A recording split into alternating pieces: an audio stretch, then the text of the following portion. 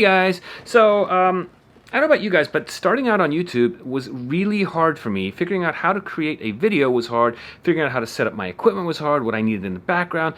Everything from beginning to end of how to create a video seemed like a foreign concept. Just talking to the camera seemed like a foreign concept. So in this video, I want to walk you guys through my process, my ideas of what I think matters when creating a video. So let's jump right in and get started with your camera. Figure out the different settings your camera has, play around with them, see what the picture quality is like, start shooting some videos in different areas and locations so you can start figuring out where it is that you want to shoot your videos, and look at them really critically. Take a look and see if they compare to other people's videos. See how they compare to other people's videos. People who are successful. Look at their color tones, look at their backgrounds, look at their setup. See if that kind of matches what you're trying to do. Your location is going to be one of the critical pieces that you pick. How it looks really defines your video. In my case, I'm kind of limited right now because my office is sort of, well, it's a sunroom, so I don't have a lot of wall space. When you're picking your location, you want to try and figure out where you're going to shoot, and you're going to have to figure out where the light's coming from. So it's very important to have good light on your face. It's very important to have good light on you. You want to really kind of make sure people can see you really well. So when figuring out what kind of lighting you want to use, number one, use your natural lighting around you. If you can get close to a window, go ahead and do that. Don't put the window behind you though. That can cause sort of a blowout effect and you end up not looking that great. So the window should be off to one side so that it illuminates your face, and a little bit of shadow on one side is kind of cool, and lots of light on the other side is really good. If you don't have enough light where you're shooting, I recommend you go and purchase some cheap lights. You could even start with a ring light. I'm not a big fan of ring lights because they leave that little ring in the middle of your eye. I really don't like the way that looks, but they are effective. They do light you up really nicely, and they work well with your camera. You can stick your camera right through the light and you get this really good lit up picture of yourself. If you do decide to go with a ring light, that's fine. You can also angle the ring light. You don't have to put it directly in front of you. You can put it up above you a little bit and have the light come down, or to the side and have the light come from there. My preferred solution is a softbox because I like that soft light. I don't like to cast a lot of shadows in my shots, and the softbox really accomplishes that really well. You're going to have to make friends with your camera. Practice talking to the camera. It's kind of weird talking to a camera. I mean, right now I'm staring into the lens. You're seeing my eyes, but all I see is the lens of the camera. So if you're just starting out, this can be really intimidating.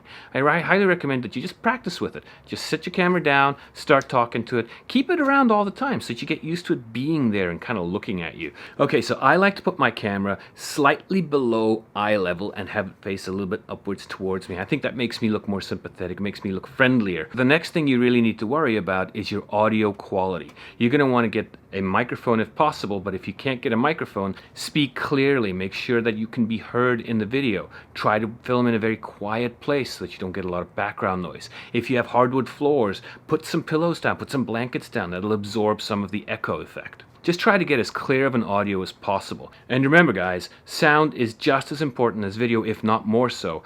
Bad sound can ruin a good video right away. Before I even start shooting the video, the first thing I do is I outline my story. I want to kind of know what I'm going to be doing. I come up with my shot list of where I want my camera to be, what kind of B-roll I want to shoot. This is very important. I want to have a good, clear idea from beginning to end where my shooting is going to go. This is going to help me along when I'm shooting. It's going to help me along when I'm editing. And it's just going to make for a smoother process all the way through. You're also going to get a lot better quality this way because you're not just jumping around trying to think of things on the fly. So get a script together, get an outline together, write down some bullet points of what you want to do and how you want to shoot it, and then go ahead and do that.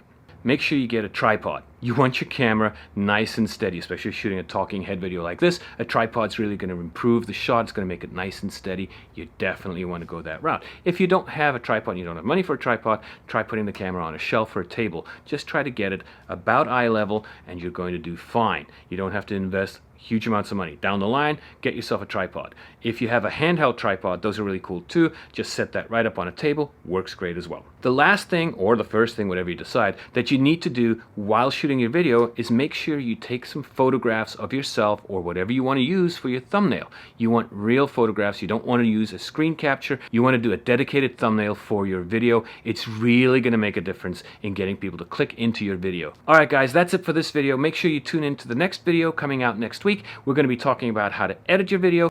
I have no idea how to end this video right now.